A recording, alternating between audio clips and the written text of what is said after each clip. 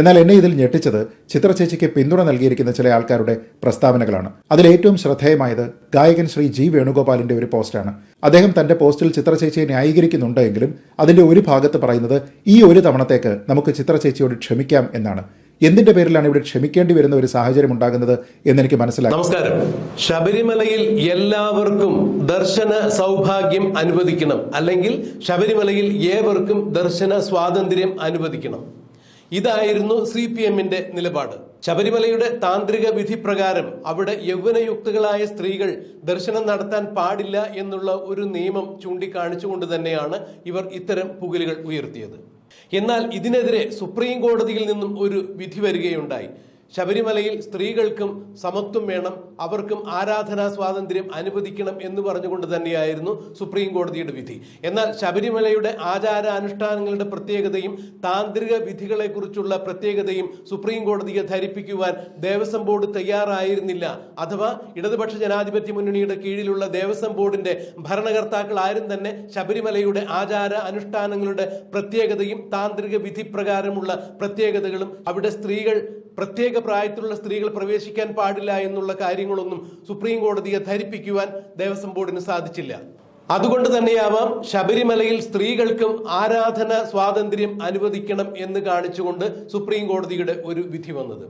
ഈ സുപ്രീം കോടതിയുടെ വിധിയുടെ മറവിൽ സ്ത്രീകൾക്കും സമത്വം ആവശ്യമാണ്, അവർക്കും ആരാധനാ സ്വാതന്ത്ര്യം നിഷേധിക്കാൻ പാടില്ല എന്ന് കാണിച്ചുകൊണ്ട് ബഹുമാനപ്പെട്ട മുഖ്യമന്ത്രി പിണറായി വിജയന്റെ കീഴിലുള്ള ആഭ്യന്തര വകുപ്പിലെ പോലീസുകാർ അവരുടെ യൂണിഫോമിൽ ശബരിമലയുടെ ആചാര അനുഷ്ഠാനങ്ങൾക്ക് വിരുദ്ധമായി പോലീസിന്റെ യൂണിഫോം ഇടിവിച്ചുകൊണ്ട് പച്ചപ്പാതിരയ്ക്ക് 2 സ്ത്രീകളെ, യൗവനയുക്തകളായ 2 സ്ത്രീകളെ ശബരിമലയിൽ ദർശനം നടത്തിക്കുകയുണ്ടായി.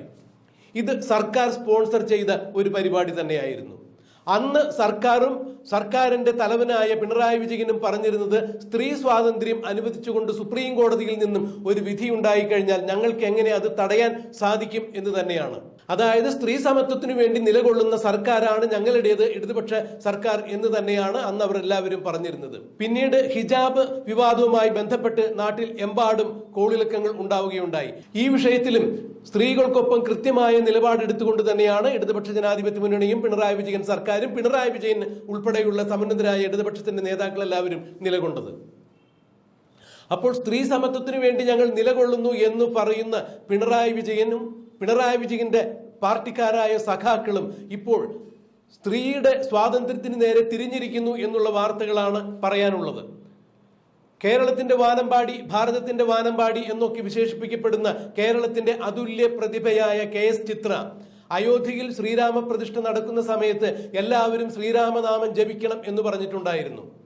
ഇതിനെതിരെയാണ് ഇപ്പോൾ സഖാക്കൾ എല്ലാവരും ചിത്രയ്ക്കെതിരെ ഉപരോധവുമായി ഇറങ്ങിത്തിരിച്ചിരിക്കുന്നത്.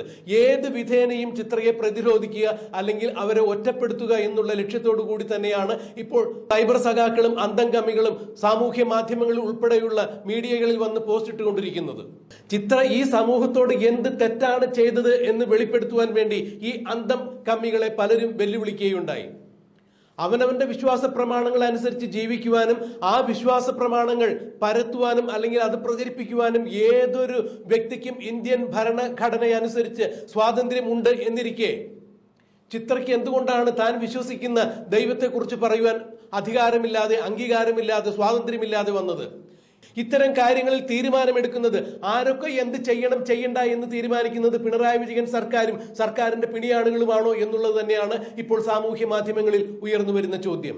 സുപ്രീം കോടതിയുടെ വിധിയെ തുടർന്ന് സ്ത്രീ സമത്വം എന്ന വിഷയത്തെ പൊക്കിപ്പിടിച്ചുകൊണ്ട് ശബരിമലയുടെ ആചാരാനുഷ്ഠാനങ്ങൾക്ക് വിരുദ്ധമായി സ്ത്രീകളെ, യൗവനയുക്തകളായ സ്ത്രീകളെ ശബരിമലയിൽ ദർശനം നടത്തിപ്പിക്കുവാൻ വേണ്ടി പിണറായി വിജയന്റെ പോലീസും ആഭ്യന്തര വകുപ്പും കിണഞ്ഞു പരിശ്രമിച്ചതിന് യാതൊരു പരാതിയുമില്ല, ആക്ഷേപവുമില്ല. സുപ്രീം കോടതിയുടെ വിധിയാണ് അന്ന് അതിനെ അവർ ചൂണ്ടിക്കാണിച്ചിരുന്നത്. ഹിജാബ് വിവാദത്തിലും സ്ത്രീകൾക്കൊപ്പം തന്നെയാണ് അവർ നിന്നത്. നിൽക്കട്ടെ, നല്ല കാര്യം, ഒരിക്കലും ഒരു മതത്തെയും അവഹേളിക്കുന്നില്ല. പക്ഷെ ഇവിടെ ചിത്ര എന്ന് പറഞ്ഞ പാട്ടുകാരി അവരുടെ മതത്തെക്കുറിച്ചും അവരുടെ ദൈവത്തെക്കുറിച്ചും അവർ ജനങ്ങളോട് സംസാരിച്ചു കഴിഞ്ഞപ്പോൾ, അവരുടെ ആരാധന സമ്പ്രദായങ്ങളെ കുറിച്ച് ജനങ്ങളോട് പങ്കുവച്ചു കഴിഞ്ഞപ്പോൾ, എല്ലാ ശ്രീരാമ വിശ്വാസികളും ദീപം തെളിക്കണം, നാമം ചൊല്ലണം എന്നൊക്കെ പറഞ്ഞു കഴിഞ്ഞപ്പോൾ അവരെ സംഗിണി പട്ടം ചാർത്തി മാറ്റി നിർത്തുകയാണ്, ഒറ്റപ്പെടുത്തുകയാണ് ഈ സഖാക്കൾ എല്ലാവരും ചെയ്തത്. ഇത് ഇരട്ടത്താപ്പ് നയമാണ്. പിണറായി വിജയൻ സർക്കാരിനും പിണറായി വിജയന്റെ ചിന്താഗതിയുള്ള പാർട്ടിക്കാരോടും ഒത്തുചേർന്ന് നിന്നു കഴിഞ്ഞാൽ അവരെല്ലാവരും ബുദ്ധിജീവികളായി, കാലത്തിൻ്റെ ഒപ്പം സഞ്ചരിക്കുന്നവരായി. അല്ലാതെ മറിച്ചൊരു അഭിപ്രായം പറഞ്ഞാൽ ഓരോരുത്തരും അവരുടെ വ്യക്തിപരമായ താല്പര്യങ്ങളും അഭിപ്രായങ്ങളും വിശ്വാസ പ്രമാണങ്ങളും സാമൂഹ്യ മാധ്യമങ്ങളിൽ വന്ന് പങ്കുവെച്ചു കഴിഞ്ഞാൽ അത് അപ്പോൾ ഒറ്റപ്പെട്ട സംഭവമായി സംഗണിയായി എന്ന് പട്ടം ചാർത്തി അവരെ മാറ്റി നിർത്തും. ഇത് ഇരട്ടത്താപ്പ് നയം തന്നെയാണ്. ചിത്രയുടെ ഈ പരാമർശത്തെ തുടർന്ന്, അതായത് അയോധ്യയിൽ ശ്രീരാമ പ്രതിഷ്ഠ നടക്കുന്ന സമയത്ത് എല്ലാ ശ്രീരാമ വിശ്വാസികളും വീടുകളിൽ ദീപം തെളിക്കണം, ശ്രീരാമജയ ശ്രീരാമജയ രാമരാമ എന്ന നാമം ജപിക്കണം എന്ന് ചിത്ര പറഞ്ഞത് വലിയ അപരാധമായിട്ടാണ് ഇപ്പോൾ സഖാക്കളെല്ലാം കൊണ്ടു നടക്കുന്നത്. ചിത്രയുടെ വിശ്വാസ പ്രമാണങ്ങൾ അനുസരിച്ച് ജീവിക്കാൻ ചിത്രയ്ക്ക് ഇവരുടെ ആരുടെയെങ്കിലും ഒത്താശയുടെ ആവശ്യമുണ്ടോ? ഇന്ത്യൻ ഭരണഘടന അനുസരിക്കുന്ന രീതിയിൽ തന്നെയാണ് ചിത്ര ജീവിക്കുന്നത്. ഇന്ത്യൻ ഭരണഘടന അനുശാസിക്കുന്ന എല്ലാ സ്വാതന്ത്ര്യവും ചിത്ര എന്ന ഒരു വ്യക്തിക്കുണ്ട്. അവർ അവരുടെ വ്യക്തിപരമായ കാര്യം പറഞ്ഞതിൽ ഇവിടെ പിണറായി വിജയനോ പിണറായി വിജയന്റെ പാർട്ടിക്കാർക്കോ എന്താണ് പങ്ക് എന്നുള്ളതാണ് ഇപ്പോൾ സാമൂഹ്യ മാധ്യമങ്ങളിൽ വന്ന് പിണറായി വിജയന്റെ നെഞ്ചത്ത് പൊങ്കാലയിടുന്നവർ ചോദിക്കുന്നത്. ചിത്രയുടെ ഈ വിഷയത്തെക്കുറിച്ച് പലരും ചിത്രയെ അനുകൂലിച്ചും പ്രതികൂലിച്ചും പോസ്റ്റുകൾ ഇടുകയുണ്ടായി. സാമൂഹ്യ മാധ്യമങ്ങളിലടക്കം പ്രശസ്തരും അപ്രശസ്തരുമായ പലരും ചിത്രയുടെ ഈ വിഷയത്തെക്കുറിച്ച് അഭിപ്രായം രേഖപ്പെടുത്തുകയുണ്ടായി. അതിൽ ഒരു അഭിപ്രായമാണ് ഈ വാർത്തയ്ക്ക് നിദാനമായി എടുത്തു കാണിക്കുന്നത്. ഗായകൻ വേണുഗോപാൽ ഒരു പോസ്റ്റ് ഇടുകയുണ്ടായി. ഒരു പ്രാവശ്യത്തേക്ക് നമുക്ക് ചിത്രത്തേച്ചിയോട് ഒന്ന് ക്ഷമിച്ചുകൂടെ, ഒരു പ്രാവശ്യത്തേക്ക് അവരുടെ തെറ്റിന് നമുക്കൊന്ന് മാപ്പ് കൊടുത്തൂടെ എന്ന അർത്ഥത്തിലായിരുന്നു വേണുഗോപാൽ ഒരു പോസ്റ്റ് ഇട്ടത്. പ്രിയപ്പെട്ട ബഹുമാന്യനായ ഗായകൻ വേണുഗോപാലിനോട് ഒരു ചോദ്യം: എന്ത് തെറ്റാണ് ചിത്ര ചെയ്തത്? അവരോട് ക്ഷമിക്കുവാൻ വേണ്ടി അവരവരുടെ വിശ്വാസ പ്രമാണങ്ങളെ കുറിച്ച് പറഞ്ഞതാണോ? അല്ലെങ്കിൽ ശ്രീരാമ വിശ്വാസികൾ എല്ലാവരും നാമം ചൊല്ലണം എന്ന് പറഞ്ഞതാണോ അവർ പറഞ്ഞ തെറ്റ്? അവരുടെ ഭാഗത്തു നിന്നും എന്ത് തെറ്റാണ് ഉണ്ടായതെന്ന് ബഹുമാന്യനായ വേണുഗോപാൽ ചൂണ്ടിക്കാണിക്കണം, വ്യക്തമാക്കണം. പിന്നെ എന്തിനാണ് ചിത്രയോട് എല്ലാവരും ക്ഷമിക്കുന്നത്? ചിത്രയുടെ വിശ്വാസ പ്രമാണങ്ങൾ അനുസരിച്ച് അവരുടെ ആചാരാനുഷ്ഠാനങ്ങളെ കുറിച്ചാണ് സംസാരിച്ചത്. ഇതിന് അവരോട് ക്ഷമിക്കണം എന്ന് പറയുവാൻ വേണുഗോപാലിന് എന്താണ് സ്വാതന്ത്ര്യം, എന്താണ് അധികാരം? ചിത്രയെ അനുകൂലിച്ചും പ്രതികൂലിച്ചും ഇത്തരത്തിലുള്ള നിരവധി പോസ്റ്റുകൾ സാമൂഹ്യ മാധ്യമങ്ങളിൽ അടക്കം വന്നു കഴിഞ്ഞപ്പോൾ ചിത്രയെ പ്രതികൂലിച്ചുകൊണ്ട് വന്ന വേണുഗോപാലിന്റെ ഈ പോസ്റ്റിനോട് ശ്രീജിത്ത് പണിക്കർ വളരെ ഭംഗിയായി തന്നെ പ്രതികരിക്കുകയുണ്ടായി. ഇവിടെ ഇന്ത്യൻ ഭരണഘടനയനുസരിച്ച് ഓരോരുത്തരുടെ വിശ്വാസ പ്രമാണങ്ങളും മുറുകെ പിടിച്ചുകൊണ്ട് ജീവിക്കുവാനും ആചാരാനുഷ്ഠാനങ്ങൾ പുലർത്തുവാനും എല്ലാവർക്കും സ്വാതന്ത്ര്യമുണ്ട്. ഭരണഘടന അത് അനുവദിക്കുന്നുണ്ട്. പിന്നെ എന്തിനാണ് ചിത്രയെ എല്ലാവരും ഇങ്ങനെ ഒറ്റപ്പെടുത്തുന്നത്? വേണുഗോപാലിന് കൃത്യമായ മറുപടി നൽകിക്കൊണ്ട് ശ്രീജിത്ത് പണിക്കർ മാധ്യമങ്ങളിൽ വന്ന് സംസാരിക്കുകയുണ്ടായി. നമുക്ക് ശ്രീജിത്ത് പണിക്കരുടെ ഈ വാക്കുകൾ ഒന്ന് കേൾക്കാം. ഇവിടെ ചിത്രചേച്ചി ചെയ്ത തെറ്റെന്താണ്? ഒരു തെറ്റും ചെയ്തിട്ടില്ല. ഞാൻ അല്പം മുമ്പ് പറഞ്ഞതുപോലെ നമ്മുടെ ഭരണഘടന ഏതൊരു പൗരനും അനുവദിക്കുന്ന മതസ്വാതന്ത്ര്യമുണ്ട്, വിശ്വാസ സ്വാതന്ത്ര്യമുണ്ട്, ആചാര സ്വാതന്ത്ര്യമുണ്ട്. അതിനനുസരിച്ച് ഒരു കാര്യം ചെയ്യുന്നതിന് വേണ്ടിയും അത് മറ്റുള്ള ആൾക്കാരോട് ചെയ്യാൻ വേണ്ടിയിട്ടുള്ള ഒരു അഭ്യർത്ഥന, ഒരു ആഹ്വാനമായി നടത്തുകയും മാത്രമാണ് അവർ ചെയ്തിരിക്കുന്നത്. ആ പറഞ്ഞിരിക്കുന്നത് രാമക്ഷേത്രത്തിന്റെ പ്രാണപ്രതിഷ്ഠയുമായി ബന്ധപ്പെട്ട കാര്യമാണ്. രാമക്ഷേത്രവുമായി ബന്ധപ്പെട്ട തർക്കം പരിഹരിച്ചത് ഇന്നാട്ടിലെ സുപ്രീം കോടതിയാണ്. ആ വിഷയത്തിൽ ഭൂമി എങ്ങനെ കൈകാര്യം ചെയ്യണം എന്നതിനെ പറ്റിയിട്ടുള്ള അന്തിമ തീർപ്പ് കൽപ്പിച്ചത് സുപ്രീം കോടതിയാണ്. തർക്കഭൂമിയായിരുന്ന 2.77 ഏക്കർ സ്ഥലം ഹിന്ദുക്കൾക്ക് ഒരു ക്ഷേത്ര നിർമ്മാണത്തിനായി വിട്ടുകൊടുക്കണം എന്ന് പറഞ്ഞത് സുപ്രീം കോടതിയാണ്. അതെല്ലാം പാലിക്കപ്പെട്ടത് നമ്മുടെ നാട്ടിലുള്ള വ്യവസ്ഥാപിതമായിട്ടുള്ള നിയമങ്ങൾ വഴിയാണ്. ഈ വിഷയത്തിൽ അന്തിമ തീർപ്പ് കൽപ്പിക്കപ്പെടുകയും ചെയ്തതാണ്. അങ്ങനെ നിയമപ്രകാരം സുപ്രീം കോടതിയുടെ നിർദ്ദേശപ്രകാരം രൂപീകൃതമായിരിക്കുന്ന ഒരു ട്രസ്റ്റാണ് അവിടെയുള്ള നിർമ്മാണ പ്രവർത്തനങ്ങൾക്ക് മേൽനോട്ടം വഹിക്കുന്നത്. അങ്ങനെ പൂർണ്ണമായും സുപ്രീം കോടതിയുടെ മേൽനോട്ടത്തിൽ ഒരു സ്ഥലത്തിന്റെ കാര്യത്തിൽ തീർപ്പുണ്ടാവുകയും അവിടെ ഒരു ക്ഷേത്രം നിർമ്മിക്കാൻ സുപ്രീം കോടതി അനുവാദം നൽകുകയും അതിൻ പ്രകാരം സുപ്രീം കോടതി നിർദ്ദേശത്താൽ ഉണ്ടായിരിക്കുന്ന ഒരു ട്രസ്റ്റിന്റെ മേൽനോട്ടത്തിൽ അവിടെയുള്ള ക്ഷേത്ര നിർമ്മാണം നടക്കുകയും ചെയ്യുകയാണ്. അതിന്റെ ഭാഗമായി ഗർഭഗൃഹം പൂർത്തിയായിരിക്കുന്നു. അവിടെ പ്രാണപ്രതിഷ്ഠയ്ക്ക് അരങ്ങൊരുങ്ങുകയാണ്. അങ്ങനെ നിയമപ്രകാരം സുപ്രീം കോടതി തീർപ്പ് കൽപ്പിച്ചിരിക്കുന്ന ഒരു വിഷയത്തിൽ ചിത്രചേച്ചിക്ക് മാത്രം അഭിപ്രായ സ്വാതന്ത്ര്യമോ മതസ്വാതന്ത്ര്യമോ ഇല്ല എന്ന മട്ടിലുള്ള പ്രചരണം തീർച്ചയായിട്ടും അംഗീകരിക്കാൻ കഴിയാത്തതാണ്. ചിത്രചേച്ചിയെ അനാവശ്യമായി അവഹേളിക്കുന്ന ആൾക്കാരെ സംബന്ധിച്ചിടത്തോളം അവർക്ക് ഇന്നാട്ടിലെ നിയമ സംവിധാനത്തിനോട് യാതൊരു വിധത്തിലുള്ള ആഭിമുഖ്യവുമില്ല. നമ്മുടെ നാട്ടിലെ നീതിബോധം എന്താണ് എന്നതിനെപ്പറ്റി ഇവർക്ക് യാതൊരു വിധത്തിലുള്ള അറിവുമില്ല. സുപ്രീം കോടതിയുടെ തീരുമാനങ്ങളോട് ഇവർക്ക് യാതൊരു വിധത്തിലുള്ള ബഹുമാനവുമില്ല.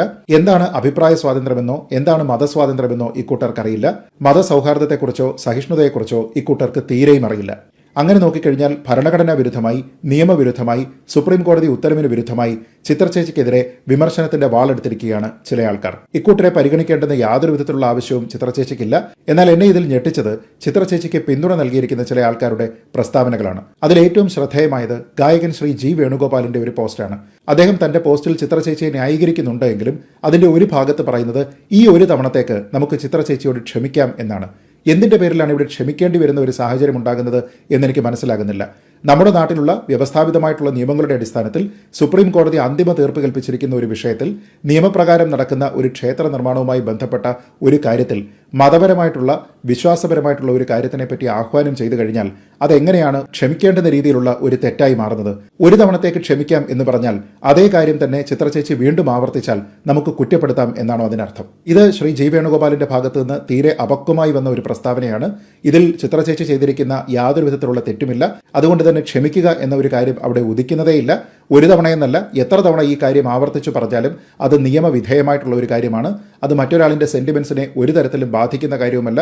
സുപ്രീം കോടതി തീർപ്പ് കൽപ്പിച്ചിരിക്കുന്ന ഒരു വിഷയവുമാണ്. അതുകൊണ്ട് തന്നെ എനിക്ക് നിങ്ങൾ എല്ലാവരോടും പറയാനുള്ളത്, നിങ്ങൾക്ക് നട്ടലുണ്ടെങ്കിൽ നിങ്ങളുടെ അഭിപ്രായ സ്വാതന്ത്ര്യത്തെയും മതസ്വാതന്ത്ര്യത്തെയും മുന്നോട്ട് പിടിക്കുന്നതോടൊപ്പം തന്നെ മറ്റുള്ള ആൾക്കാരുടെ അഭിപ്രായ സ്വാതന്ത്ര്യത്തെയും മതസ്വാതന്ത്ര്യത്തെയും നിങ്ങൾ അംഗീകരിക്കുക കൂടി വേണം. ഇത് നമ്മുടെ നാട്ടിലുള്ള ഒരു പൗരന്റെ മൗലികമായിട്ടുള്ള അവകാശമാണ്. അതുകൊണ്ട് തന്നെ നിങ്ങൾക്ക് അർഹതപ്പെട്ടിരിക്കുന്ന നിങ്ങളുടെ മൗലികാവകാശങ്ങളിൽ ഏതെങ്കിലും മറ്റുള്ള ആൾക്കാരുടെ ഔദാര്യത്തിന് വിധേയമായിട്ട് മാത്രമേ നിങ്ങൾ അതിനെ ഉപയോഗിക്കാവൂ എന്ന രീതിയിൽ ആരെങ്കിലും നിങ്ങളോട് പറഞ്ഞാൽ പോയി പണി നോക്കണം എന്ന് തന്നെ പറയണം. കാരണം നമുക്ക് ഈ അവകാശങ്ങളെല്ലാം നൽകുന്നത് നമ്മുടെ നാട്ടിലെ ഭരണഘടനയാണ്, നമ്മുടെ നിയമവ്യവസ്ഥയാണ്. അതുകൊണ്ട് ആ നിയമവ്യവസ്ഥയെ, ആ ഭരണഘടനയെ മുറുക്കി പിടിച്ച് മുന്നോട്ട് നടന്നു നീങ്ങുക.